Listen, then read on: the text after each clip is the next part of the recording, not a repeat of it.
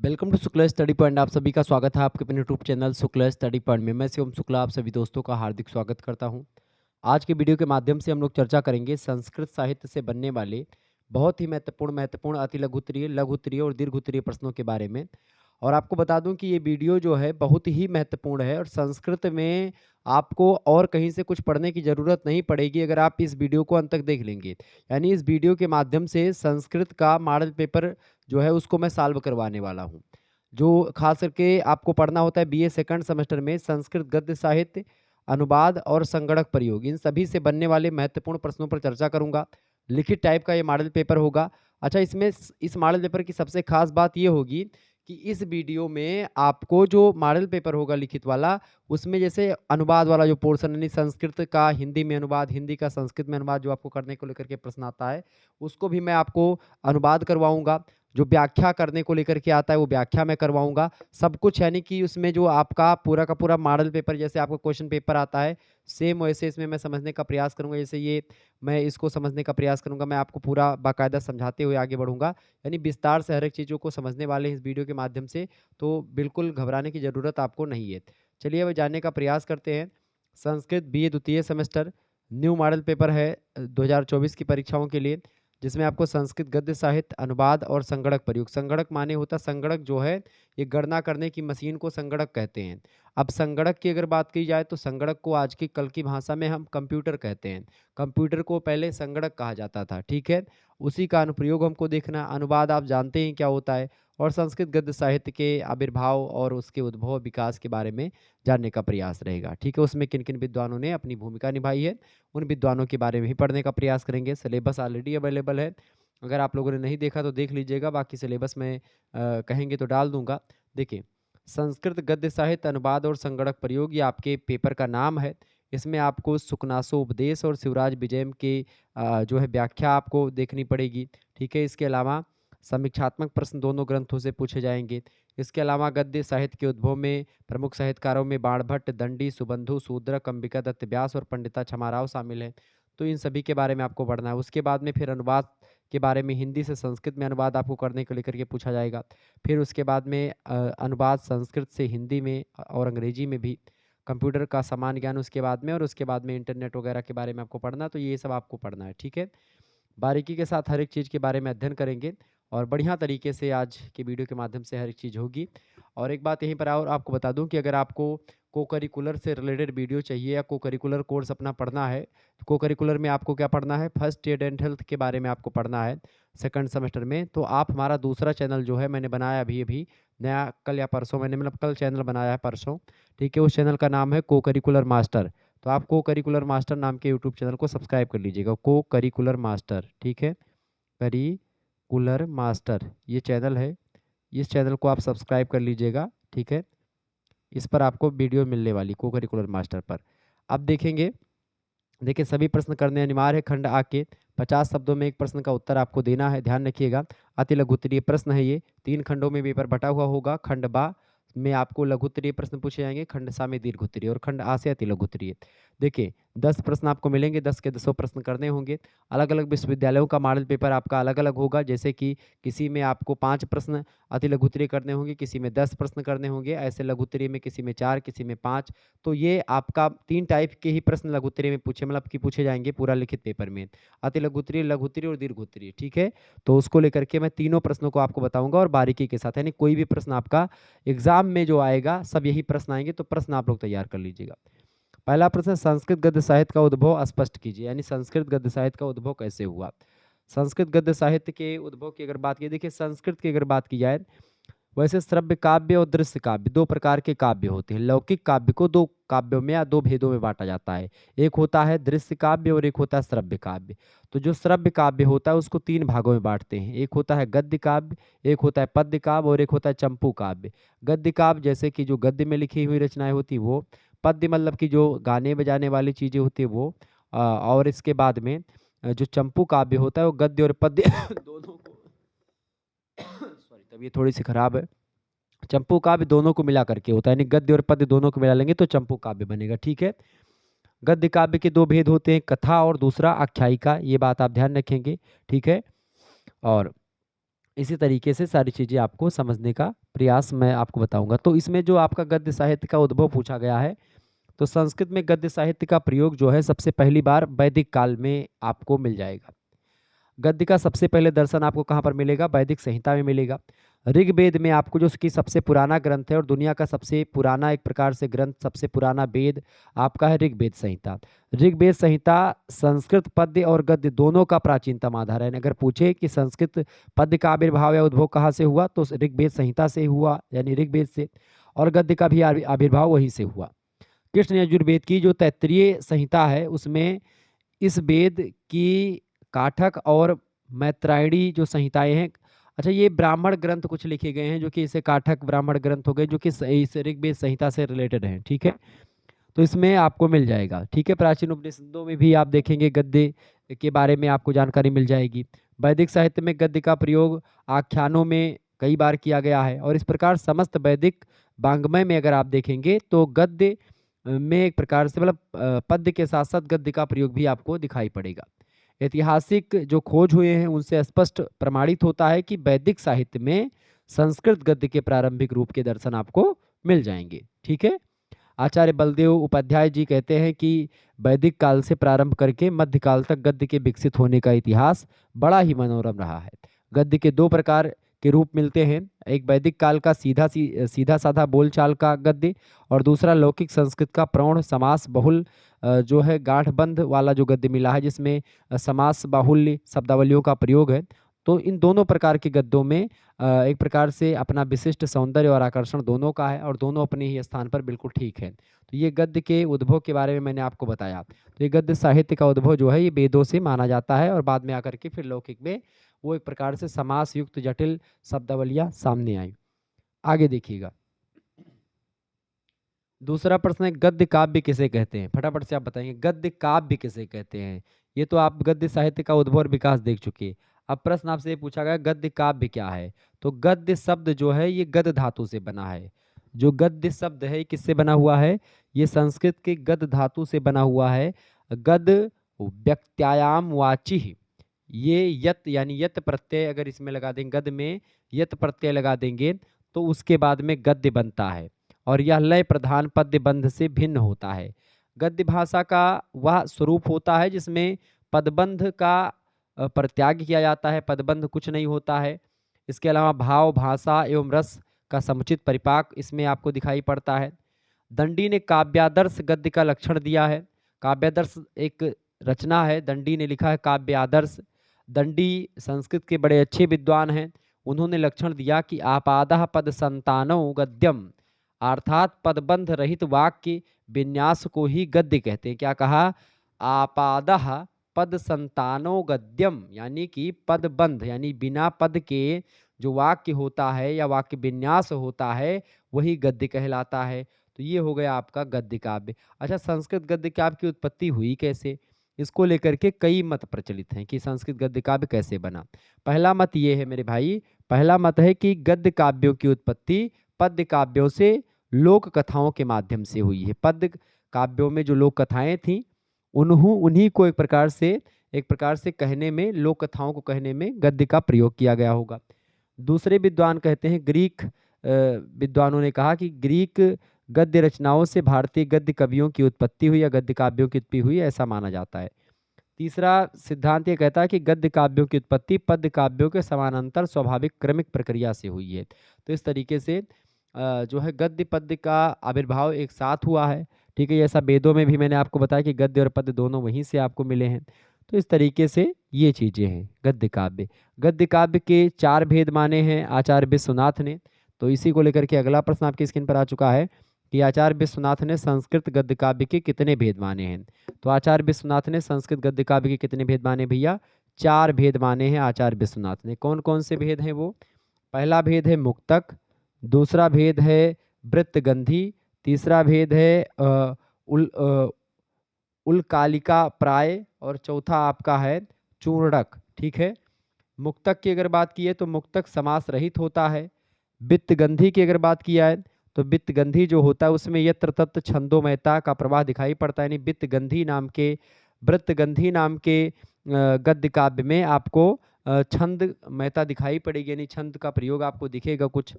और मुक्तक में आपको समास से युक्त चीज़ें मिलेंगी। उसके बाद में आपका उत्कालिका प्राय, उत्कालिका प्राय की अगर बात की जाए, तो उत्कालिका प्राय जो तीसरा एक प्रकार से प्रकार होता है आपका गद्य काव्य का, उत्कालिका प्रकाय, ठीक है? तो उत्कालिका प्रकाय में लंबे समासों का बाहुल्य होता है, यानी लंबे समासों का प्रयोग इसमें किया जाता है। और जो चौथा होता है आपका चूर्णक, चूर्णक की अगर बात करें तो चूर्णक में छोटे-छोटे समास प्रधान होते हैं, यानी छोटे-छोटे समासों का प्रयोग किया जाता है। तो इस तरीके से ये 4 प्रकार के या 4 भेद होते हैं आचार्य विश्वनाथ के अनुसार संस्कृत गद्य काव्य के। ध्यान रखिएगा इस बात को। आगे बढ़ते हैं। चौथा प्रश्न है, कादंबरी किसकी रचना है? फटाफट से आप लोग बताने का प्रयास करेंगे।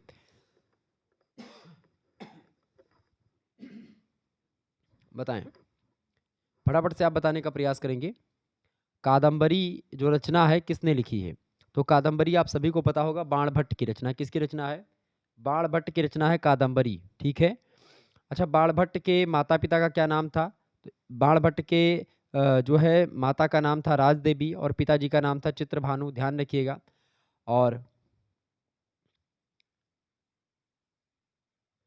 एक प्रश्न आपसे पूछा जाता है, जबालाश्रम का वर्णन किस काव्य में है? तो कादंबरी कथामुखम में ही जबाल्याश्रम का के बारे में बताया गया है। बाणभट्ट की शैली की अगर बात करें तो बाणभट्ट की शैली पांचाली शैली है या रीति शैली का प्रयोग बाणभट्ट करते हैं। बाणभट्ट की रचनाओं की अगर बात की है तो बाणभट्ट ने कादंबरी रचना लिखी है, हर्षचरित रचना लिखी है। ये सब चीज़ें ध्यान रखिएगा, ठीक है। अच्छा, जो बाणभट्ट हैं, ये बाणभट्ट की अगर बात की जाए तो भट्ट जो है इनके 4 ग्रंथ जो है एक प्रकार से विद्वानों के द्वारा बताए गए हैं कि 4 ग्रंथ की रचना इन्होंने लिखी है। एक तो चंडी शतक है, दूसरा पार्वती परिणय है, तीसरा हर्षचरित है और चौथा कादंबरी है। परंतु उक्त 4 ग्रंथों में भी इनकी ख्याति प्राप्त जो ग्रंथ हैं वो 2 ही हैं, एक है कादंबरी और दूसरा है हर्षचरित। ये बात ध्यान रखिएगा। आगे देखेंगे, अगला प्रश्न है 5वां नंबर। प्रश्न है, सुकनास के चरित्र के विषय में आप क्या जानते हैं या प्रकाश डालिए। सुकनास, सुकनास के चरित्र के विषय में प्रकाश डालिए। सुकनास के बारे में आपसे पूछा जा रहा है। सुकनास की अगर बात की जाए तो सुकनासो उपदेश के मुख्य व्यक्तित्व के रूप में सुकनास जो हैं वो राजा तारापीठ के प्रधानमंत्री थे। सुकनास, सुकनास कौन थे? ये राजा तारापीठ के प्रधानमंत्री हुआ करते थे, ठीक है। और ये सुकनासोपदेश के मुख्य व्यक्तित्व में से एक है। तारापीठ ने उन्हें चंद्रापीठ को उपदेश देने के लिए कहा था, ठीक है। सुकनास को तारापीठ का पुत्र था चंद्रापीठ, उसी चंद्रापीठ को उपदेश देने के लिए सुकनास के पास भेजा था अपने पुत्र को। सुकनास जो था ये जन्म से ब्राह्मण था और शांत प्रकृति का हुआ करता था। उत्तम कोटि के दूरदर्शी राजनीतिज्ञ भी थे सुकनास।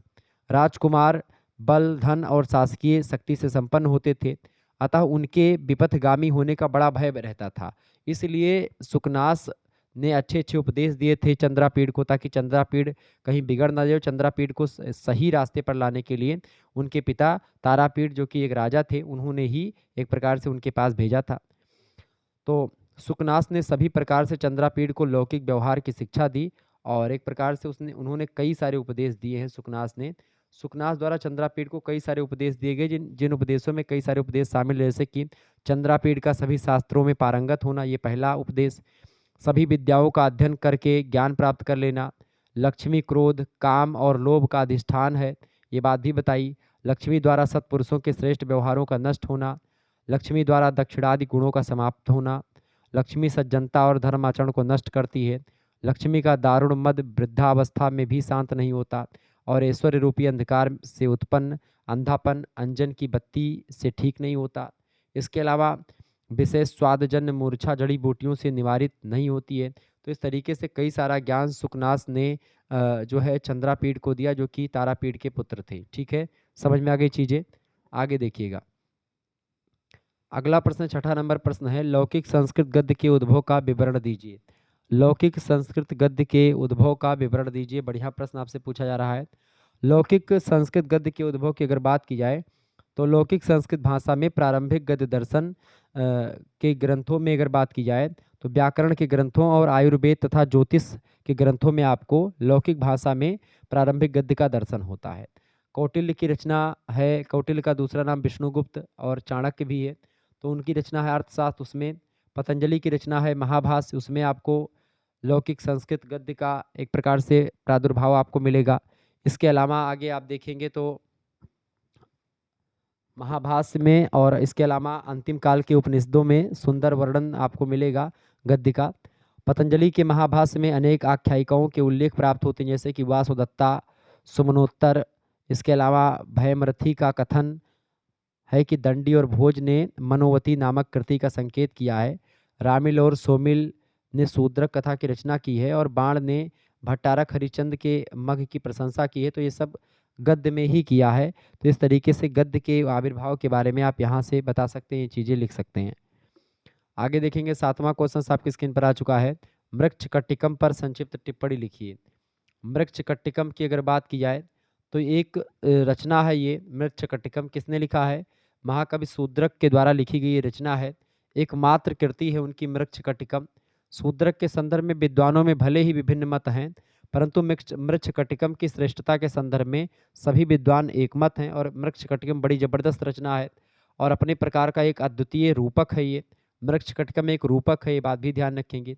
यह नाटक ना होकर के प्रकरण है, क्योंकि इसकी कथा वस्तु कवि कल्पित एवं उत्पाद्य है। यह 10 अंकों का एक प्रकरण है मृच्छकटिकम, जिसमें उज्जैनी की प्रसिद्ध वेश्या थी वसंत सेना, उनका दरिद्र ब्राह्मण चारुदत्त के साथ प्रेम वर्णन जो है उसी को दिखाया गया है। एक ब्राह्मण थे, उनका नाम था चारुदत्त, उनके साथ एक वेश्या थी, उज्जैनी की प्रसिद्ध वेश्या थी, सभी लोग जानते थे उनको। उनका नाम था बसंत सेना। उन्हीं के प्रेम के बारे में एक प्रकार से मृच्छकटिकम नामक रूपक लिखा गया, जो 10 अंकों में बटा हुआ है, जिसकी रचना शूद्रक ने करी है। ठीक है, ये बात ध्यान रखेंगे। राजा का साला साकार जो है वो भी बासवदंता मतलब कि बसंत सेना का पीछा करता है, और रात होने के कारण से क्या करता है, युक्ति से बसंत सेना चारुदत्त के घर में प्रविष्ट हो जाती है। चारुदत्त कौन? ब्राह्मण जो है वो चारुदत्त है, उसके घर में जब प्रवेश कर जाती है बसंत सेना, ठीक है, जब ये पीछा करता है साकार नाम का जो एक प्रकार से साला होता है राजा का। राजा कौन? राजा थे उस समय, राजा का क्या नाम था, मतलब जो राजा हैं उनके साले थे, उस समय के राजा जो थे उन्हीं के साले थे। उनकी एक प्रकार से उनका नाम था साकार। वो साकार भी बसंत सेना का पीछा करता है। और इस तरीके से जब ये घर में घुसर जाती चारुदत्त के और बहुमूल्य रत्नावली उसके समीप रख देती है, वसंत सेना की दासी मदनिका सारबेरलक पर मुग्ध है और अपनी प्रेमिका को मुक्त कराने के लिए चारुदत्त के घर में सेंध लगाकर बसंत सेना के आभूषण चुरा लेता है और उसको बसंत सेना को समर्पित कर मदनिका को उसकी सेवा से मुक्त करा लेता है। इस तरीके से और भी तमाम प्रकार की इसकी कथानक है। कथानक को बहुत ही विस्तार से अगर समझा जाए तो बड़ा लंबा हो जाएगा। ठीक है, मृच्छकटिकम जो शब्द का मतलब है, उस मृच्छकटिकम ये क्यों रखा गया नाम? मृच्छकटिकम शब्द का अर्थ होता है मिट्टी की गाड़ी। ठीक है, ये बात ध्यान रखेंगे। और इस प्रकरण के लेखक कौन है मृच्छकटिकम के? इसके लेखक हैं शूद्रक। ठीक है, ध्यान रखिएगा इस बात को। तो मृच्छकटिकम वो है। इसकी कथा वस्तु आप अगर चाहें तो गूगल पर आप सर्च करेंगे तो हिंदी में आपको मिल जाएगी, आप पढ़ लीजिएगा उसको विस्तार से। ठीक है, आगे देखिएगा, नहीं तो मुझे टाइम मिलेगा तो मृच्छकटिकम पर मैं एक दिन वीडियो बनाऊंगा, अलग से मृच्छकटिकम की कथा वस्तु को आपको समझा दूंगा, जिससे आपको पूरी जब कहानी पता होगी तो आप आसानी से सारी चीज़ों को बता पाएंगे। ठीक है, आगे देखेंगे 8वां प्रश्न है, पंडित अंबिका दत्त व्यास को किन किन उपाधियों से विभूषित किया गया है? फटाफट से आप लोग बताएंगे। पंडित अंबिका दत्त व्यास जी की अगर बात की जाए तो पंडित अंबिका दत्त व्यास जी को कई उपाधियों से विभूषित किया गया है। पंडित अंबिका दत्त व्यास जी की रचना है शिवराज विजय, और शिवराज विजय में उन्होंने यवनों के अत्याचार, हिंदुओं की दुर्दशा और शिवाजी की वीरता का वर्णन किया है। ओके, ध्यान रखिएगा। इनका जन्म स्थान जयपुर में था, अंबिका दत्त व्यास, और इनको एक प्रकार से कई उपाधियों से विभूषित किया गया है अंबिका दत्त व्यास जी को। व्यास जी की बात की, चूँकि ये बहुत ही अपूर्व पूर्व धनी मतलब प्रतिभा के धनी व्यक्ति हैं, बहुत विद्वान आदमी थे। इनको इसीलिए क्या कहा गया, चंडिका शतक पहली उपाधि लिख लीजिएगा, चंडिका शतक पहली उपाधि। दूसरी उपाधि इनकी है शतावधान, शतावधान दूसरी उपाधि। तीसरी उपाधि लिखेंगे, इनको सुकवि की उपाधि भी प्राप्त है। चौथी उपाधि इनको भारत रत्न की उपाधि भी कही जाती है, दी जाती है। इसके अलावा भारत भूषण की उपाधि इनको मिली है। ठीक है, इसके अलावा अभिनव बाण की उपाधि से भी इनको सम्मान मिला है, यानी अभिनव बाण, सुकवि, शतावधान, घटिका शतक, भारत भूषण, अभिनव बाण, भारत रत्न, ऐसे तमाम प्रकार की जो है विभूतियों से या उपाधियों से विभूषित हैं ये बात आप ध्यान रखेंगे। ओके, जो इनकी रचना शिवराज विजय है, उसमें आप देखेंगे कई प्रकार के पात्र हैं, जैसे कि उसमें एक पात्र है योगी राज, एक पात्र है गौर सिंह, दूसरा है ब्रह्मचारी गुरु, तीसरा पात्र है छत्रपति शिवाजी, उसके बाद में यवन युवक एक है, एक ब्राह्मण कन्या है। ये सब प्रथम निश्वास में आए हैं और शिवाजी और श्याम बटू का मात्र नामोल्लेख हुआ है उसमें। तो इस तरीके से ये जो है पंडित अंबिका दत्त व्यास की रचना जो है बड़ी फेमस रचना है, ध्यान रखिएगा। शिवराज विजय रचना का जो नायक है जो हैं उनका नाम है वीर शिवाजी, जो कि महाराष्ट्र केसरी हैं, ठीक है, ध्यान रखिएगा। और वीर रस प्रधान रचना है। और शिवराज विजय में काव्य रीति की बात करें तो पांचाली काव्य रीति का प्रयोग उसमें किया गया है और निश्वासों में बटी हुई रचना है। ओके, ध्यान रखिएगा। 9वां नंबर क्वेश्चन आप देखेंगे, इंटरनेट क्या है। इंटरनेट की अगर बात की जाए तो इंटरनेट क्या होता है। इंटरनेट एक नेटवर्क होता है। नेटवर्क एक ऐसा नेटवर्क जो कि दुनिया भर के लाखों करोड़ों कंप्यूटरों से जुड़ा हुआ होता है। नेटवर्क मतलब इंटरनेट। तो इंटरनेट क्या होता है। इंटरनेट इंटरनेट की अगर बात की जाए तो इंटरनेट जो होता है संपूर्ण संसार को, एक प्रकार से संपूर्ण संसार के नेटवर्क होते हैं, लाखों करोड़ों कंप्यूटर से जुड़ा हुआ होता है, एक जाल होता है, ठीक है, इंटरनेट। क्लियर। तो इंटरनेट की अगर बात की, इसकी स्थापना हुई थी अमेरिका के रक्षा विभाग से, अमेरिका के रक्षा विभाग के द्वारा 1960 ईस्वी में सबसे पहले इंटरनेट का प्रयोग किया गया। इंटरनेट का पुराना नाम था आरपानेट। ये बात ध्यान रखिएगा, परीक्षा में प्रश्न बन सकता है ऑब्जेक्टिव में भी कि इंटरनेट का पुराना नाम क्या था। तो इंटरनेट का पुराना नाम था आरपानेट, ध्यान रखिएगा। ओके, तो इस तरीके से इंटरनेट के बाद, अच्छा, भारत में इंटरनेट का शुरुआत कब हुआ है। भारत में 1945 के आसपास जो है इंटरनेट की शुरुआत होती है। 1860 वहाँ पर कर लेंगे इंटरनेट की रक्षा विभाग 1800, ठीक है। इंटरनेट का शुरुआत जो है 1945 भारत। आगे देखेंगे, अगला क्वेश्चन आपकी स्क्रीन पर आ चुका है। 10वां नंबर प्रश्न है, ई शिक्षा के क्या लाभ है। फटाफट से आप बताने का प्रयास करेंगे। ई शिक्षा, ई शिक्षा मतलब होता है इंटरनेट के माध्यम से ली गई शिक्षा। तो ई शिक्षा की अगर बात की जाए तो ई शिक्षा से बच्चे अपनी बौद्धिक आवश्यकता की पूर्ति से संतुष्ट हो सकते हैं और अपनी विचारधारा तथा समय प्रबंधन कौशल को सुदृढ़ कर सकते हैं, अपने हिसाब से पढ़ सकते हैं। पहले दूसरी बात, यह शिक्षा आसानी से उपलब्ध है, जो स्कूल कॉलेज और अन्य संस्थानों के द्वारा ऑनलाइन उपलब्ध कराई जाती है, ठीक है। इसके अलावा इससे शिक्षा की गुणवत्ता में महत्वपूर्ण सुधार पाया जा सकता है। इसके अलावा इस शिक्षा से न केवल शिक्षक के द्वारा शिक्षा सेवा दी जा रही है, बल्कि बच्चे समय प्रबंधन, वेब सर्फिंग, कंप्यूटर साक्षरता का प्रबंधन भी करते रहे हैं। इसके अलावा इससे क्या होता है, परंपरागत कक्षा में रहने के बजाय गैर परंपरागत शिक्षा के बिना भी कक्षा की उपस्थिति से ही प्राप्त हो सकती है और कई प्रकार की जानकारी आप जो है बिना स्कूल जाए भी प्राप्त कर सकते हैं। इसके अलावा इसमें तीव्र या मंद गति से छात्रों की शिक्षा प्रसार में सहायता मिलती है। तो ये ई पुस्तक से मतलब ई शिक्षा से लाभ होता है। ई पुस्तक की अगर बात की जाए तो ई पुस्तक जो है इसका लाभ होता है कि आसानी से उपलब्ध हो जाती है, आसानी से रखा और एकत्रित किया जा सकता है इंटरनेट की पुस्तक को। किसी भी भाषा में आसानी से आप उस पुस्तक को कन्वर्ट कर सकते हैं। इंटरनेट की जो पुस्तक होती है इलेक्ट्रॉनिक पुस्तक, इलेक्ट्रॉनिक पाठ्य पुस्तक की कीमत अपेक्षाकृत कम होती है। इस पुस्तक को कम प्रकाश या अंधेरे में भी आप पढ़ सकते हो। इसकी सुरक्षा सुनिश्चित होती है। इसमें खराबी या हानि को आसानी से कॉपी करके मतलब कॉपी कर लिया जाता है उसको। इसका विवरण छपी हुई पुस्तक की तुलना में आसान होता है। इसमें पेपर या स्याही का उपयोग नहीं होता, इसीलिए वातावरण के लिए हानिकारक भी नहीं है ये। तो इस तरीके से ई शिक्षा और ई पुस्तक के बारे में मैंने आपको कई सारी चीज़ें बता दी। आगे देखिएगा, अगला प्रश्न आपकी स्क्रीन पर आ चुका है। कोई 5 या 4 प्रश्न आपको यहाँ से करने हैं खंड बा से। 150 या 200 शब्दों में आपको इन प्रश्नों के उत्तर को लिखना होता है, ध्यान रखिएगा इस बात को। पहला प्रश्न आपकी स्क्रीन पर आ चुका, शूद्रक का संक्षिप्त परिचय दीजिए। शूद्रक कौन है। विद्वान आदमी है शूद्रक, ध्यान रखिएगा। शूद्रक के बारे में आपसे पूछा गया है कि शूद्रक का संक्षिप्त परिचय दीजिए, ठीक है। फटाफट से आप बताने का प्रयास करेंगे शूद्रक के बारे में। शूद्रक की अगर बात की जाए तो शूद्रक जो हैं कौन है भैया। शूद्रक एक जो है लेखक है, संस्कृत के महाकवियों के तुल्य हैं, महाकवियों के रूप में इनको जाना जाता है। और शूद्रक का प्रामाणिक जीवन जो वृत्त है, ये एक प्रकार से जैसे अन्य संस्कृत महाकवियों का जीवन के बारे में ज़्यादा जानकारी नहीं मिलती है, ऐसे ही शूद्रक के बारे में भी ज़्यादा जानकारी हम लोगों को नहीं प्राप्त होती है। शूद्रक के जीवन के विषय में मृच्छकटिकम के प्रस्तावना के 3 श्लोक जो हैं, शूद्रक की रचना है मृच्छकटिकम, उसके जो प्रस्तावना में 3 श्लोक दिए गए हैं, उनसे कुछ विवरण उनके जीवन के बारे में प्राप्त होता है कि वे शारीरिक सौंदर्य से विभूषित ब्राह्मणों में प्रमुख आगाध शक्ति संपन्न कवि हुआ करते थे, यानी ब्राह्मण थे, सुंदर थे बहुत ज़्यादा। तो ये एक प्रकार शक्ति संपन्न भी थे, मतलब कि शरीर भी ठीक ठाक थी। ऋग्वेद, सामवेद, गणित, संगीत, नृत्य आदि कला और गजशास्त्र में निपुण थे। शूद्रक ने शिव के प्रसाद से अज्ञान अंधकार से रहित दिव्य दृष्टि पाकर के पुत्र को राज्य देकर के अश्वमेध यज्ञ करके 100 वर्ष और 10 दिन की लंबी आयु पाकर अग्नि में प्रवेश किया था। यही नहीं, वे महान योद्धा भी थे। शूद्रक तपस्वी और वेदज्ञों में श्रेष्ठ भी थे। मृच्छकटिकम के अध्ययन से ज्ञात हो जाता है कि इसके लेखक अनेक भाषाओं का ज्ञाता था। नाट्यशास्त्र, काव्यशास्त्र, धर्मशास्त्र, ज्योतिष शास्त्र, राजशास्त्र, इन तमाम प्रकार के शास्त्रों का ज्ञानी था।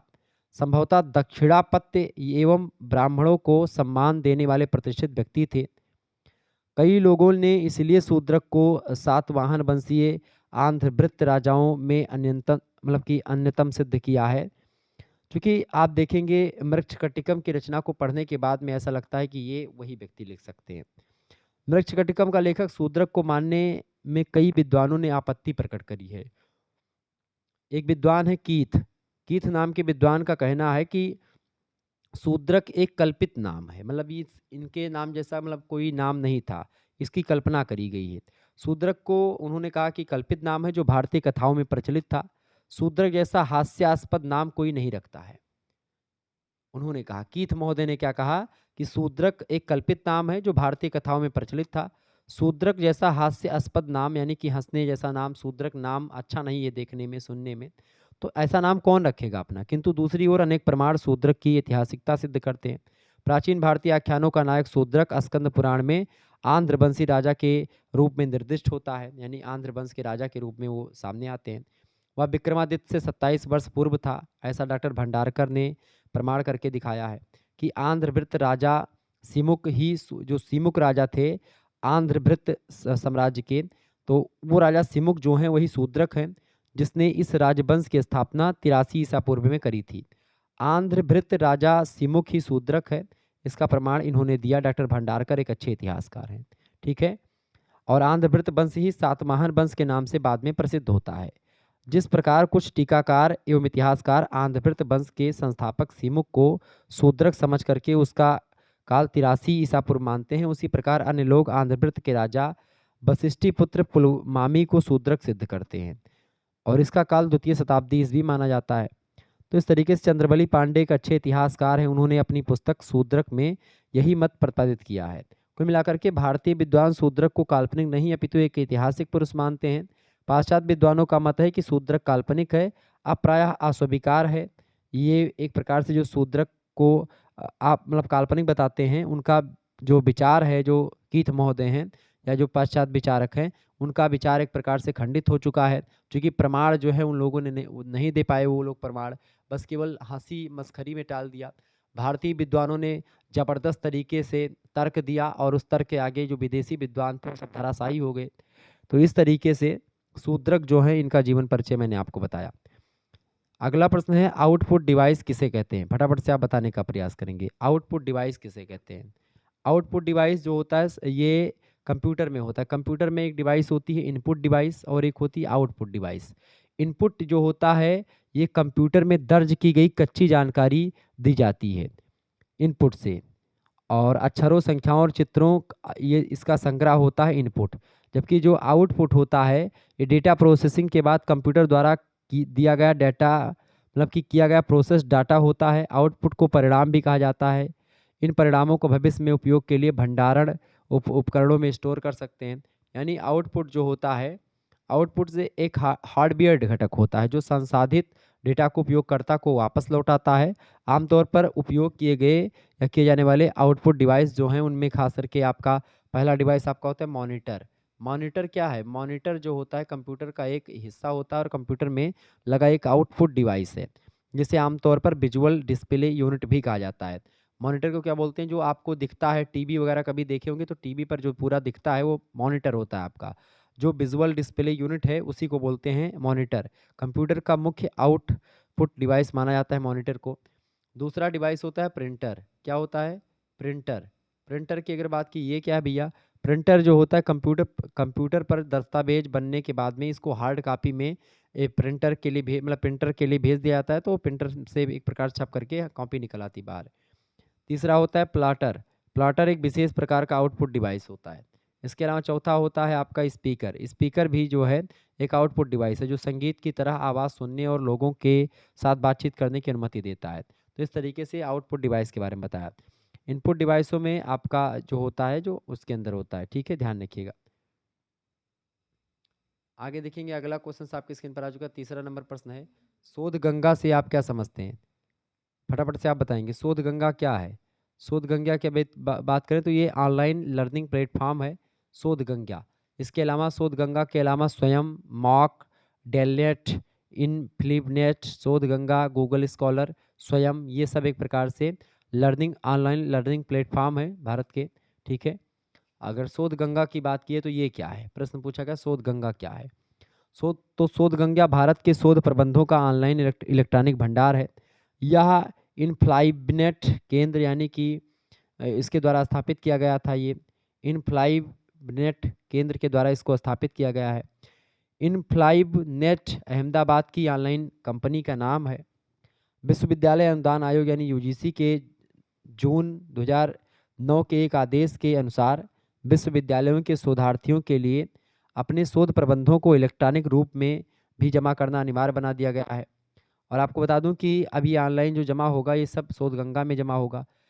शोध गंगा की बात की जाए तो आप देखेंगे इंटरनेट पर उपलब्ध इस योजना का मुख्य उद्देश्य विभिन्न विश्वविद्यालयों में विभिन्न विषयों में शोध पत्रों को ऑनलाइन उपलब्ध करवाना और पीएचडी जैसे विभिन्न शैक्षिक उपाधि परक शोध प्रबंध में नकल की बढ़ती हुई प्रवृत्ति पर लगाम लगाने के लिए ऐसा किया गया, ताकि क्या हो कि जब आप शोध करने जाएं तो चोरी ना हो। इसके लिए शोध गंगा नाम का एक प्रकार से ये चलाया गया इलेक्ट्रॉनिक भंडार ऑनलाइन, ठीक है। शोध पत्रों के अध्ययन के लिए भारत में उपलब्ध यह सबसे अच्छी व्यवस्था है। यूजीसी के द्वारा शुरू की गई शोध गंगा में या शोध गंगा से अब तक देश के लगभग 70 के करीब विश्वविद्यालय जुड़ चुके हैं। इस योजना के तहत देश भर के सभी विश्वविद्यालय के शोध पत्र जो होते हैं यानी जो शोध लिखते हैं पीएचडी करते समय वो ऑनलाइन किए जा रहे हैं, वो सब ऑनलाइन जमा होते हैं, जिसके कारण से किसी भी विश्वविद्यालय का शोध पत्र कहीं भी देखा जा सकता है। यूजीसी ने अहमदाबाद स्थित इंफॉर्मेशन लाइब्रेरी की इनफिलनेट कंपनी को ऑनलाइन रिसर्च मटेरियल उपलब्ध करवाने का कार्य सौंपा है और इसके लिए सभी विश्वविद्यालय को कंपनी को थीसिस सामग्री उपलब्ध करवाने को कहा गया है। और विश्वविद्यालय में पीएचडी एवं एमफिल उपाधि प्राप्त करने के लिए शोध प्रबंध की सीडी यूजीसी को भी मुहैया करवानी होगी। यूजीसी की इस व्यवस्था को लागू करने के लिए विश्वविद्यालय को अलग से फंड भी उपलब्ध करवाया जा रहा है। इसके माध्यम से पीएचडी, डीलिट और डीएएससी के सभी शोध पत्र वेबसाइट पर अपलोड किए जा रहे हैं। यानी कि अब सारे के सारे जितने भी शोध पत्र होंगे सब आपको ऑनलाइन इलेक्ट्रॉनिक भंडार में उपस्थित होंगे। शोध गंगा में शोध प्रबंध का एक प्रकार से एक आंकड़ा इकट्ठा करने का एक प्रकार से ये ऐप होता है शोध गंगा, ठीक है, ध्यान रखिएगा। और शोध गंगा की अगर बात करें तो शोध गंगा का उद्देश्य ये था कि शोध के दौरान साहित्यिक चोरी जो होती है, लोग चुरा लेते हैं उनका कंटेंट दूसरे का, तो उस चोरी को बचने के लिए, शोध की गिरती हुई गुणवत्ता को संभालने के लिए उद्देश्य मतलब उसी के उद्देश्य शोध गंगा की पहल शुरू की गई। शोध गंगा में अभी तक लगभग 428 विश्वविद्यालय योगदान दे रहे हैं। यहाँ लगभग 7000 सिनॉप्सिस जमा हो चुके हैं। लगभग आप देखेंगे तो 2.5 लाख से ज़्यादा फुल टेक्स्ट शोध प्रबंध जमा हो चुके हैं यहाँ पर, ठीक है। और शोध गंगा में योगदान देने वाले विश्वविद्यालयों में जैसे कलकत्ता विश्वविद्यालय कलकत्ता विश्वविद्यालय से 11,900 शोध प्रबंध हो चुके हैं। अन्ना 908 अन्ना विश्वविद्यालय से 8,000 लगभग 8,905 शोध प्रबंध हैं। छत्रपति साहू जी महाराज विश्वविद्यालय कानपुर से लगभग 8,496 शोध प्रबंध। अलीगढ़ मुस्लिम विश्वविद्यालय से लगभग 8,154 शोध प्रबंध। भारती दासन विश्वविद्यालय से लगभग 5707 शोध प्रबंध। सावित्री भाई फूले पुणे यूनिवर्सिटी से 10,508 शोध प्रबंध। मद्रास विश्वविद्यालय से लगभग आप देखेंगे 8617 शोध प्रबंध जमा हो चुके हैं। बीबीएस पूर्वांचल विश्वविद्यालय से वीर बहादुर सिंह पूर्वांचल विश्वविद्यालय, इससे लगभग 8174 शोध प्रबंध। इसके अलावा पंजाब विश्वविद्यालय से लगभग 74 51 शोध प्रबंध यानी 7451। और इसके अलावा मनोमनियम सुंदर नगर विश्वविद्यालय से लगभग 5480 शोध प्रबंध जो है ये सब जमा हो चुके हैं शोध गंगा में। ये सब आपको याद करने की ज़रूरत नहीं, लेकिन एक ध्यान रखिएगा, ठीक है, अगर कभी आप दिमाग में रहे जानकारी के लिए इसको, ठीक है। आगे देखिएगा, अगला क्वेश्चन आपकी स्क्रीन पर आ चुका, फटाफट से आप देखेंगे। अगला प्रश्न, चौथा नंबर प्रश्न है, लब्धापि खलु दुखेन परिपाल्यते। एक सूक्ति है, क्या है? लब्धापि खलु दुखेन परिपाल्यते। ये सूक्ति की एक प्रकार से ससंदर्भ व्याख्या आपको प्रस्तुत करनी है। तो ये इसका संदर्भ लब्धापि खलु दुखेन है। इसका जो संदर्भ है, ये सूक्ति जो है, ये गद्य सूक्ति है। एक महाकवि है, उनका नाम है बाणभट्ट। बाणभट्ट की रचना है कादम्बरी। उसी कादम्बरी रचना में सुकनासु उपदेश से व्याख्या हेतु ये एक प्रकार से उद्धृत है, लब्धापि खलु दुखेन। इस सूक्ति में प्रसंग लिखेंगे। प्रसंग क्या है इसका? प्रसंग में लिखेंगे कि इस सूक्ति में कहा गया है कि प्राप्त हुई लक्ष्मी भी, जो प्राप्त हुई लक्ष्मी होती है वो भी अत्यंत दुख से पाली जाती है। क्या कहा गया है? लब्धापि खलु दुखेन, मतलब कि जो है प्राप्त हुई लक्ष्मी भी अत्यंत दुख से पाली जाती है। इसकी व्याख्या क्या करेंगे आप? व्याख्या में लिखेंगे भाई, व्याख्या हेडिंग डाल करके लिखेंगे कि राजलक्ष्मी को प्राप्त करना जितना कठिन होता है या होता है, उसका सुरक्षित परिपालन करना भी उतना ही कठिन होता है। प्राप्ति के बाद यह दुख का कारण बन जाती है। उसके पूर्व अर्थात प्राप्त ना होने पर जितना दुख होता है उतना ही प्राप्त हो जाने पर भी। जैसे कि जब आपके पास धन नहीं है तो भी आप उतने दुखी हैं, और धन हो जाता तो भी आप उतने दुखी होते हैं, क्योंकि उस धन का आपको यूज कैसे करना है, उस धन को बचा करके रखना, सुरक्षित रखना है, चोरों से बचा करके रखना है, और भी तमाम प्रकार की चीज़ों से आप धन को बचाने के चक्कर में, तो यानी कि प्राप्त हुई जो लक्ष्मी होती है वो भी दुख का कारण बनती है। ठीक है, क्लियर? तो ये आपका हो गया प्रश्न, आपसे बन सकता है, ध्यान रखिएगा। आगे यहाँ पर आप देखेंगे, ये प्रश्न भी इंपॉर्टेंट है आपकी परीक्षा की दृष्टि से। ये व्याख्या करने को लेकर के यहाँ पर है, इसकी आपको व्याख्या करनी है, इसके बारे में आप बताएं। ठीक है, फटाफट से आप बताने हैं कि निम्नलिखित गद्यांशों का साफ प्रसंग हिंदी में अनुवाद कीजिए इसका। तो इसका हिंदी में आपको अनुवाद करना है, ध्यान रखिएगा, हिंदी में अनुवाद करना है। कैसे करेंगे भैया?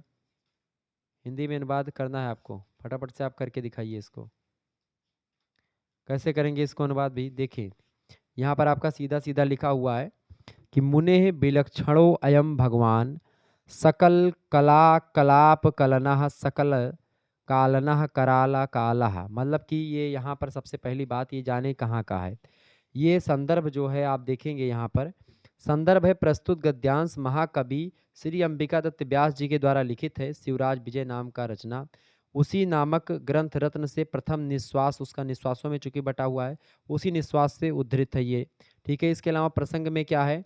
योगीराज ब्रह्मचारी गुरु से भारतवर्ष की संप्राप्ति की क्या, मतलब संप्रति क्या स्थिति है, यह सुन करके उनके ब्रह्मचारी गुरु के नेत्र अश्रुपूरित हो जाते हैं, और यह देख करके योगीराज जान जाते हैं कि देश की स्थिति ठीक नहीं है। वे ब्रह्मचारी गुरु को उद्बोधित करते हुए कहते हैं, क्या कहते हैं भैया? संबोधित करते हैं। देखिए, संबंध बोधक चिन्ह है यहाँ पर, विस्मयाद बोधक। कहते हैं मुने विलक्षणो वयम भगवान सकल कला कलाप कलनः सकल कालनः कराला कालः। मतलब कि हे मुनि, मुने, मुने मतलब हे मुने, विलक्षणो अयम, ये कितनी विलक्षण बात है। कौन सी विलक्षण बात है? भले ही विलक्षण की बात है कि सारी कलाओं के निर्माता भगवान सकल कला कलाप कलनः सकल कालनः कराल कालः। मतलब कि ये कितने विलक्षण की बात है कि सारी कलाओं के निर्माता, हे मुनि, सारी कलाओं के निर्माता और सबके संहारक भगवान महाकाल बड़े ही विलक्षण है। सा एकदाचित पया पूरितान्यकूपः रत लानी मरुकरोति सा एव कदाचित, सा एव कदाचित पयः पूरितान्यकूपः रतलानी मरुकरोति। मतलब कि वे ही कभी जल प्रवाह से, सायो कदाचित पयः पूरितान्यकूपः रतलानी मरुकरोति, यानी कि जो भगवान शंकर हैं वही कभी जल प्रवाह से परिपूर्ण समुद्र तलों को मरुस्थल बना देते हैं। मरुस्थल, मरुकरोति, रतलानी। रतलानी मतलब कि क्या होता है? इसका मतलब ये जो समुद्र तल होते, रतलानी मतलब समुद्र के नीचे वाला तल, समुद्र तल को भी जो कि जल से हमेशा परिपूर्ण होता है। पूरितान्यकूपा, मतलब ऐसा कुआँ जो कि जल से हमेशा भरा रहता है, ऐसा, तो वही इसका मतलब क्या हो गया? समुद्र तल जो कि हमेशा जल प्रवाह से परिपूर्ण होता है, वो भगवान शंकर उसको भी क्या बना देते हैं? मरुकरोति, मतलब कि मरुस्थल बना देते हैं। इसके अलावा सिंह, व्याघ्र, भालूक, गंडक, फेरु, सस, सहस्त्र, व्याप्तान्य आरण्यानि जनपदि करोति ही। मतलब कि यहाँ पर आगे कह रहे हैं कि कौन कह रहा है? ब्रह्मचारी गुरु को उद्बोधित करते हुए कहते हैं, क्या कहते हैं? कि हजारों शेरों, सिंह, व्याघ्र यानी सिंह, हजारों शेरों, बाघों, भालू, भल्लुक माने भालू, गंडक, गंडक का मतलब क्या होता है? गैंडा, गंडक। इसके अलावा फेरुसस, फेरुसस का मतलब क्या होता है? सियार। इसके अलावा सहस्त्र, फेरुसस, सियार, ठीक है, खरगोश, ऐसे तमाम जीव जंतु जो हैं। सहस्त्र, व्याप्तन, व्याप्त अन्य, मतलब बहुत सारे और जीव जंतु। अरण्यानि, अरण्यानि मतलब जंगल। जनपदि करोति ही, जनपदि ही करोति ही, मतलब जन जन मतलब कि ये सब जो जंगल में रहते हैं, खास करके हजारों शेरों, बाघों, भालुओं, गैड़ों, सियारों और खरगोशों से भरे जंगलों को नगर बना देते हैं। कौन नगर बना देते हैं? ऐसे जंगल जिसमें बाघ, सियार, सिंह, भालू, गैंडे, हाथी, घोड़ा, तमाम प्रकार के जीव जंतु रहते हैं। ऐसे ऐसे जंगल को जनपद करोति ही, मतलब कि उसको वो शहर, जनपद यानी जिला बना देते हैं, जनपद बना देते हैं। जनपद माने शहर बना देते हैं, गांव बना देते हैं। आगे कौन? भगवान शंकर। आगे पढ़े। मंदिर प्रसाद हमर्य श्रृंगाटक, चत्वार उद्यान तड़ागः, गोष्ठमय गोष्ठमयानि ही, गोष्ठम्यानि नगराणि च कानानि करोति ही। मतलब कि भगवान शंकर की ही विशेषता को बताते हुए यहाँ पर ब्रह्मचारी गुरु को उद्बोधित करते हुए कहता है, क्या कहता है?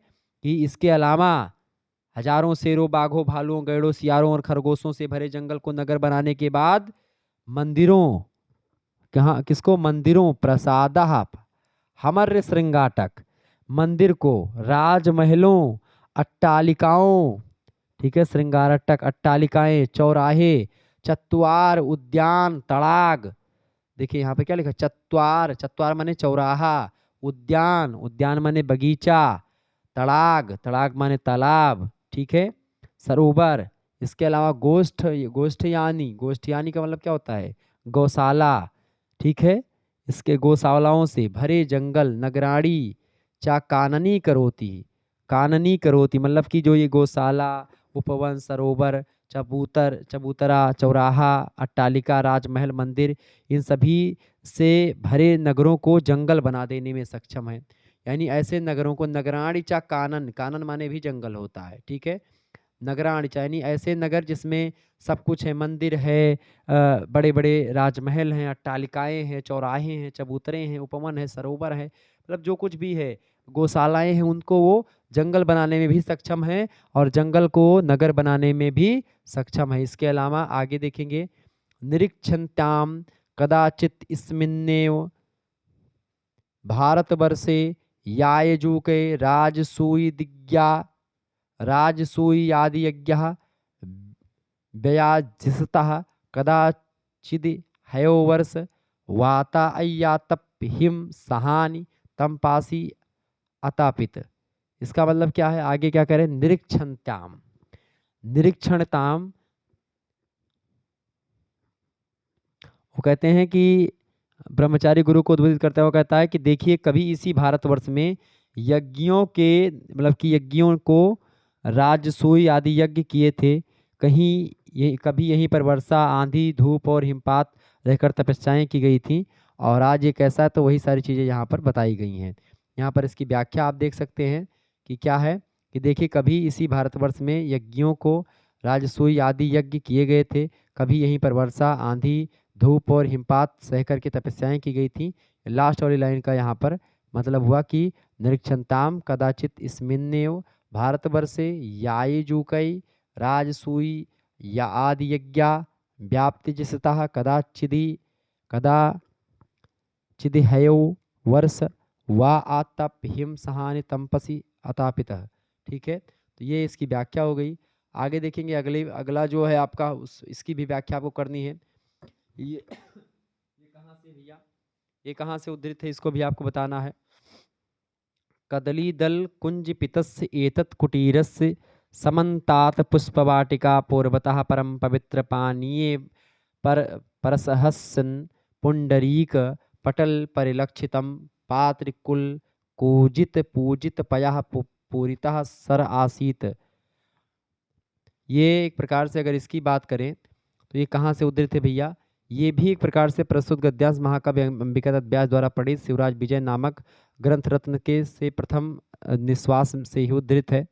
प्रस्तुत यहाँ पर प्रसंग जो आप लिखेंगे, क्या लिखेंगे, प्रस्तुत खंड मतलब प्रस्तुत गद्य खंड में कुटीर का मनोहारी वर्णन करते हुए अंबिका दत्त व्यास जी कहते हैं, क्या कहते हैं कि कदली फल मतलब क्या होता है, कदली दल का मतलब क्या होता है, कदली दल यानी केलों के पत्तों से घिरे कदली फल, उस कदली दल मतलब केले के पत्ते, कदली फल माने केला, ठीक है।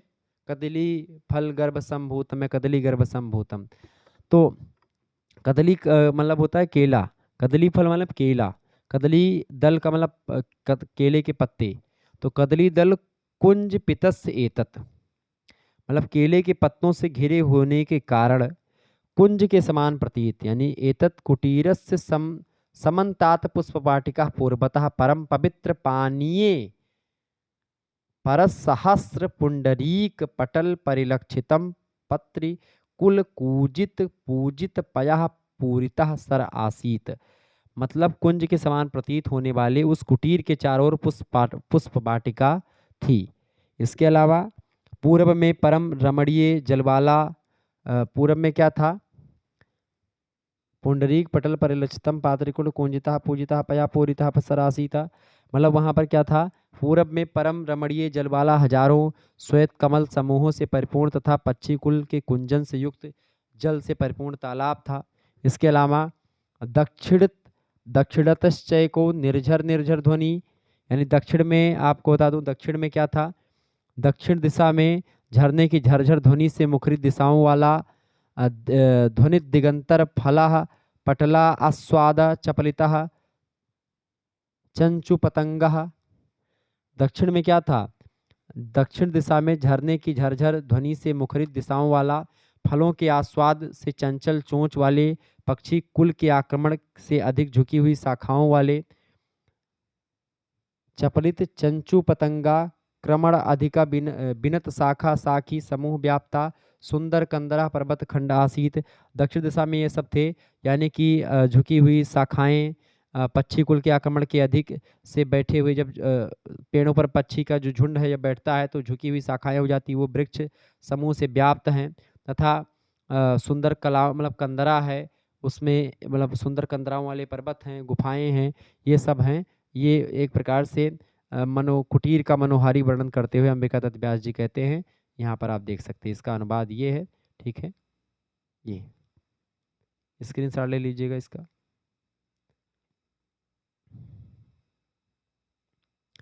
आगे देखें, 5वां प्रश्न आपकी स्क्रीन पर आ चुका है, फटाफट से आप देखने का प्रयास करेंगे। पंडिता छमाराव के जीवन वृत्त एवं कृतित्व बताइए। पंडिता छमाराव के बारे में प्रश्न पूछा गया है। पंडिता छमाराव की अगर बात की जाए तो पंडिता छमाराव का जन्म एक विद्वत परिवार में हुआ था। 4 जुलाई 1890 को इनका जन्म हुआ था। पंडिता छमाराव का 4 जुलाई को इनका जन्म हुआ था, ठीक है, ध्यान रखिएगा, 1890 में। इनके पिताजी का नाम था श्री पंडित शंकर पांडुरंग जी, बड़े अच्छे विद्वान वो भी थे। 1954 ईस्वी में इनका स्वर्गवास हो गया था, ठीक है। और इन्होंने छोटी बड़ी मिलाकर के लगभग 50 से अधिक पुस्तकें संस्कृत में लिखी। किसने? पंडिता छमाराव ने। इन्होंने 7 एकांकियाँ लिखी हैं, 3 अंक वाले नाटक लिखे हैं, 4 जीवन चरित यानी कि पद्यात्मक रचना जीवन चरित की लिखी है इन्होंने। महात्मा गांधी का जीवन चरित 3 भागों में 35 लघु कथाएं तथा विविध निबंध भी लिखे हैं इन्होंने। कथा पंचक 1933 ईस्वी में, द्वितीय खंड कथा संग्रह ग्राम ज्योति 1954 ईस्वी में, और तृतीय कथा संग्रह कथा मुक्तावली जो है इनकी 1956 ईस्वी में प्रकाशित हुई। इनके प्रमुख ग्रंथों की अगर बात किए तो सत्याग्रह गीता, उत्तर सत्याग्रह गीता, मीरा लहरी, रामदास चरितम, शंकर जीवनाख्यानम, विचित्र परिषद यात्री, तुकाराम चरितम, पंडित छमाराव पर सागर विश्वविद्यालय से डॉक्टर कृष्ण शर्मा को उनके व्यक्तित्व और कृतित्व विषय पर पीएचडी की उपाधि प्राप्त हुई थी।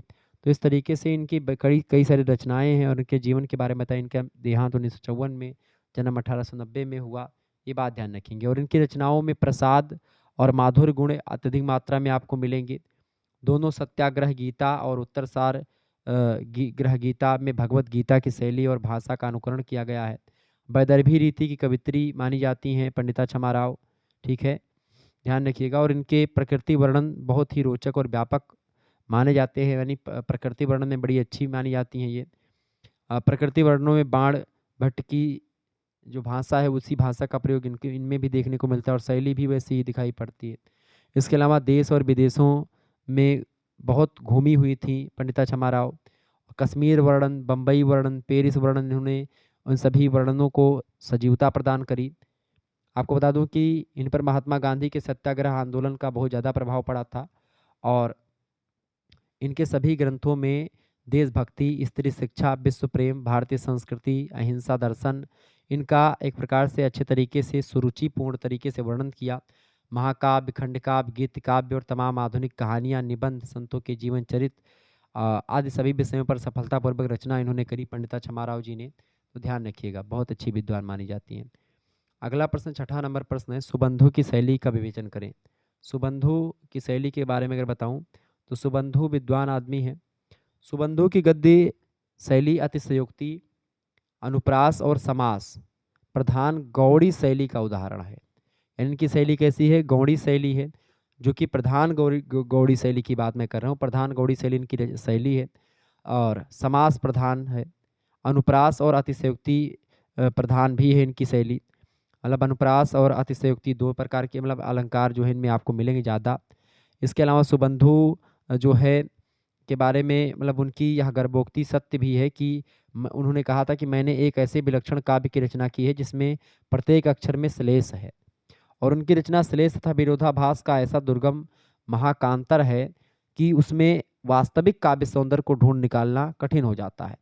अलंकारों, दीर्घकाय समासों और पौराणिक संकेतों के प्रयोग से वे औचित्य की सीमा का अतिक्रमण कर बैठते हैं और इस कारण रस का आस्वादन दुर्लभ हो जाता है। दंडी में वीरता, विचित्रता और श्रृंगारिकता का स्निग्ध एवं रमणीय चित्रण है, किंतु सुबंधु चित्रकाव्य लिखने के फेर में पढ़ करके इस रम्य भावों का संकलन मतलब सफल अंकन नहीं कर पाए और स्थान स्थान पर नए नए रंगों को भर करके उन्होंने प्रत्येक चित्र को अति विचित्र बना डाला है। उनमें ना तो दंडी का ह्रास है, ओज, और ना ही वैचित्र है, न बाण की सी कल्पना शक्ति और वर्णन प्रतिभा उनमें है। उनकी समास प्रचुर भाषा में सैष्ठव, प्रसाद और माधुर्य कम है। आडंबर, कृत्रिमता और असंगति ज़्यादा आपको दिखाई पड़ेगी इनकी रचनाओं में। तो कुल मिलाकर के सुबंधु जरूर विद्वान आदमी थे, लेकिन इनकी शैली की अगर बात की तो इनकी शैली उतनी धाकड़ नहीं जितनी बाण की और इनकी थी, ठीक है, अन्य विद्वानों की, दंडी की। सुबंधु की चित्रोपम एवं अलंकृत शैली की आलोचना करते समय यह स्मरण रखना होगा कि कथानक के लिए सरल और अलंकार रहित शैली अनुपयुक्त सिद्ध होती है। श्रृंगारिक वैभव के चित्रण में, तीव्र मनोराग की अभिव्यक्ति में एवं प्रभावोत्पादक वर्णन में पंचतंत्र की सी सरल शैली और सर्वदा अप्रासंगिक होती है। और यह बात दूसरी है कि सुबंधु अलंकारों का मात्रातीत प्रयोग कर अपनी शैली के लालित्य प्रवाह की रक्षा नहीं कर पाए, मतलब इन्होंने ज़्यादा प्रयोग कर दिया, ठीक है। तो इस तरीके से एक ही क्रिया पर आश्रित जो है विपुल काय वाक्य की रचना करने में सुबंधु अद्वितीय हैं। साथ ही वे आवश्यकता होने पर छोटे छोटे वाक्यों का भी विशेषकर संवादों में प्रयोग करते हैं। और उन्होंने समासों में एक प्रकार का स्वर माधुर्य है तथा उनके अनुप्रासों में संगीत है। बामन भट्ट बाण ने सुबंधु की इस प्रकार प्रशंसा करी कि प्रतिभा कवि वेदन बाणः कविता कविता तरु गहन बिहरण मयूरा सा हृदय सा हृदय हृदयली हृदयलीक लुबर्धु जयति श्री भट्टयाण कविराजः। ऐसे करके उन्होंने एक प्रकार से इनकी विशेषता बताई है। तो सुबंधु की शैली जाहिर सी बात है ठीक ठाक शैली में शामिल जरूर होती है, लेकिन अगर दंडी से और बाणभट्ट से इनकी तुलना करें तो उतना सफल नहीं होते हैं जितना बाणभट्ट और दंडी सफल हैं। उतने सफल नहीं है। बहुत इनमें कई आलोचनाएँ इनकी विद्वानों ने करी हैं सुबंधों की, तो ये बात ध्यान रखेंगे। कोई 2 प्रश्न आपको करने हैं खंडशः से, 450 या 500 शब्दों में आप इन प्रश्नों के उत्तर को आपको लिखना है, ध्यान रखिएगा इस बात को। देखिए, ये दीर्घ उत्तरीय प्रश्न हैं और ये आपको करने हैं। 4 प्रश्न आपको मिलेंगे, उनमें से केवल 2 प्रश्न आपको करने होते हैं। पहला प्रश्न, गद्य साहित्य के उद्भव और विकास पर प्रकाश डालिए। ये बढ़िया प्रश्न है आपकी परीक्षा की दृष्टि से, ठीक है। गद्य साहित्य का उद्भव और विकास, इसके बारे में मैं शुरुआत में चर्चा कर चुका हूँ और इसको लेकर के मैं एक वीडियो आपको सेपरेट बनाने का प्रयास हो सके करूँगा। इसको आप पढ़ लीजिएगा, आपकी सीरीज वगैरह मिलेगा तो। बाकी मैं और अगला वीडियो लाऊँगा तो उसमें और चीज़ें बताऊँगा। अगला प्रश्न, महाकवि दंडी के आविर्भाव काल और रचनाओं की विवेचना कीजिए। बहुत ही ज़बरदस्त प्रश्न है। नेक्स्ट क्वेश्चन आपकी स्क्रीन पर आ चुका, शिवराज विजय के काव्यगत वैशिष्ट का निरूपण कीजिए। ये भी प्रश्न बड़ा ज़बरदस्त है। और अगला क्वेश्चन आप देखेंगे, ये लास्ट वाला प्रश्न जो आपका है, इसमें आपको करना क्या है, इसमें आपको इस जैसे ये हिंदी में दिया हुआ है, इसको आपको अंग्रेजी में मतलब उसको आपको संस्कृत में कन्वर्ट करना है। संस्कृत में कन्वर्ट करके हमारे समक्ष मैंने इसको रखा भी है, तो इसको चिंता करने की आपको आवश्यकता नहीं है। संस्कृत में कन्वर्ट भी है, ठीक है। तो आइए इसको समझने का प्रयास करते हैं कि इसको संस्कृत में कैसे कन्वर्ट करेंगे हिंदी से, ठीक है। आइए इसको समझने का प्रयास करते हैं। ऐसे आपसे और भी चीज़ें पूछी जाएंगी तो आप आसानी से कर पाएंगे उसको, ठीक है। संस्कृत से अंग्रेजी में मतलब संस्कृत से हिंदी में, अंग्रेजी में ऐसे आपको कन्वर्ट करके करने के लिए बोलेगा। वह संस्कृत से हिंदी में, हिंदी से संस्कृत में ज़्यादा बोलेगा, ठीक है। अंग्रेजी में बहुत कम प्रश्न आते हैं, तो ध्यान रखिएगा इस बात को। जैसे यहाँ पर आपका दिया गया है, अब इसको कैसे अनुवाद आप करेंगे, यहाँ पर मैं आपको समझाने का प्रयास कर रहा हूँ थोड़ा सा, ठीक है। देखें, जैसे ग्राम जीवन अत्यंत रमणीक होता है। अब ग्राम जीवन अत्यंत रमणीक होता है, ये देखें ऐसे आपको मिलेगा, मतलब थोड़े छोटे छोटे वाक्य होंगे, इन्हीं को संस्कृत में बनाना होगा। आप क्या लिखेंगे, ग्राम्य जीवन अत्यंत रमणीक होता है, इसका क्या बनेगा, ग्राम्य जीवनम, क्या लिखेंगे, ग्राम्य जीवनम परम रम्यम अस्ति। ग्राम्य जीवनम परम रम्यम अस्ति, ये देखिए यहाँ पर लिखा हुआ है। आगे, गांव का वातावरण अत्यंत शांत होता है। गांव का वातावरण अत्यंत शांत होता, क्या होगा इसका, ग्रामस्य वातावरणम परमम शांतम भवति ही, मतलब होता है मतलब भवति ही, ठीक है।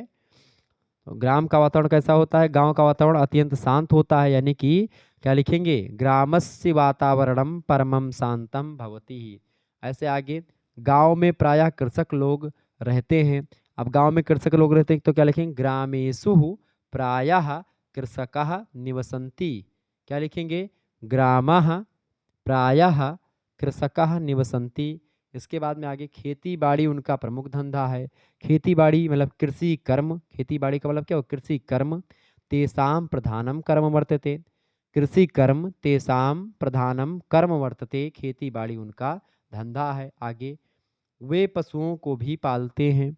वे पशुओं को पालते हैं मतलब कि ते पशुपालनमपि कुर्वन्ति, मतलब वो पशुओं को पालते हैं। क्या होगा, ते पशुपालनमपि कुर्वन्ति ही। इसके अलावा, प्रातः काल ही उठकर खेतों को जोतते हैं। प्रातः काले एव उत्थाय, मतलब कि प्रातः काल उठते हैं। प्रातः काले एव उत्थाय ते क्षेत्राणि कर्षन्ति, मतलब क्या करते हैं, खेत को जोतते हैं। खेतों को जोतने का मतलब क्या हो गया, क्षेत्राणि कर्षन्ति, ठीक है। खेत को जोतने का मतलब क्या होगा, क्षेत्राणि कर्षन्ति। प्रातः काले एवं उत्थाय ते क्षेत्राणि कर्षन्ति। आगे है आपका, आगे क्या है, पशुओं को घास डालते हैं। क्या करते हैं, खेतों को जोतते हैं, उसके बाद में पशुओं को घास डालते हैं। पशुओं को घास डालना मतलब पशुभ्यः घासम प्रच्छन्ति। घास डालना मतलब क्या हो गया, डालने का मतलब संस्कृत क्या होता है, प्रच्छन्ति या प्रेच्छन्ति, ठीक है। पशुभ्यः घासम प्रच्छन्ति ही। उस समय कुछ लोग स्नान करते हैं, जब ये घास डाल रहे होते हैं उस समय कुछ लोग स्नान करते हैं। केचन तत्र स्नानान स्नानन्ति, कुछ लोग स्नान करते हैं, ठीक है। उस समय कुछ लोग भ्रमण करते हैं और कुछ क्रीड़ा करते हैं, यानी कि क्या हो, जब पशु को कुछ लोग डालते हैं तो क्या होगा, केचन तत्र स्नन्ति भ्रमंती, भ्रमंती मतलब भ्रमण करते हैं। क्रीडंती मतलब खेलते हैं। चा खगा, क्रीड़ा करते हैं, पंछी कूंजते, और पंछी क्या करते, कूंजते हैं। चा खगा, खगा माने पंछी, खग माने पंछी, कूजंती मतलब कि एक प्रकार से कूंजते हैं। ब्राह्मण पाठ करते हैं, यानी कि द्विजाह पठंती, द्विजाह पठंती यानी कि ब्राह्मण पाठ करते हैं, ठीक है। द्विजा माने ब्राह्मण, पठंती माने पाठ करते हैं। नली नानी बिकसंती यानी कि कमल खिलते हैं। कमल खिलते हैं कि क्या होगा, नली नानी, ठीक है। नली नानी बिकसंती, गायें दुही जाती हैं, मतलब गाय को लगाया जाता है, तो गाओ दुहन्ते। वहाँ स्त्रियां भी खेती का कार्य करती हैं। तत्र नार्यः आपि तत्र नार्यः अपि कृषि कर्म कुर्वन्तु, यानी कि वहाँ की नारियां खेती का काम करती हैं। इसके अलावा सायंकाल में गांव का दृश्य रमणीक होता है। कब? सायंकाल में क्या होता है? गांव का दृश्य कैसा होता है? रमणीक होता है, यानी कि सायंकाले ग्रामस्य दृश्यम रम्य जायते। ठीक है, सायंकाले ग्रामस्य रम्य जायते। ठीक है, आगे देखेंगे। गांव का दृश्य रमणीक होता है, तो आप यहाँ पर देख सकते हैं, यहाँ पर क्या लिखा हुआ है? क्या है? सायंकाले ग्रामस्य दृश्यम रम्यम जायते, यानी कि गांव का दृश्य सायंकाल में रमणीक होता है। बालक खेलते हैं। बालक खेलते हैं, बालकः क्रीडन्ति, बालक खेलते हैं। पशु लौटकर गांव में आते हैं। पशवः प्रतिनिवृत्य ग्रामम आगच्छित, मतलब आगच्छन्ति, यानी कि पशु लौटकर गांव में आते हैं। कुछ किसान रामायण पढ़ते हैं। केचन कृषक, केचन माने कुछ, ठीक है, केचन कृषकः रामायणम पठन्ति ही। कुछ लोग एकत्रित होकर के मनोरंजन करते हैं। परे एकत्रीभूयम मनोरंजनम कुर्वन्ति। ठीक है, इसके अलावा जो है कुछ लोग और कुछ हुक्का चिलम पीते हैं। कुछ मनोरंजन करते हैं और कुछ लोग हुक्का चिलम पीते हैं।